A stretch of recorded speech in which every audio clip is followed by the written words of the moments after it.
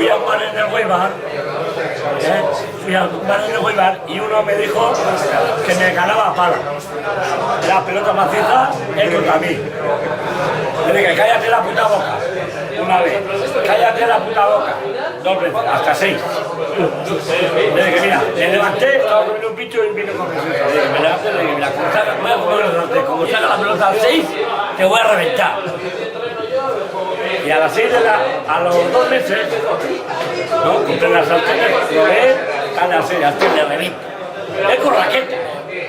Es con raqueta, yo con sartén. Bueno, llega a las 8 de la mañana a San Miguel, un barrio de Huelva a San Miguel. Voy, vamos, 20 personas a ver ahí. Y a verme a mí, claro, a verme a mí.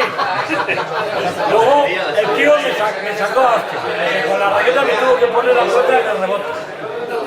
Y luego los amigos me llamaron con calma, me dijeron, cállalo la puta boca, que ¿por qué habéis venido a las 8 de la mañana?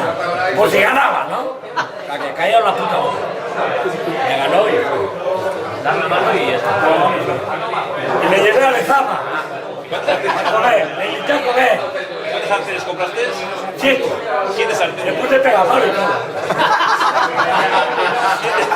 7 sartenes.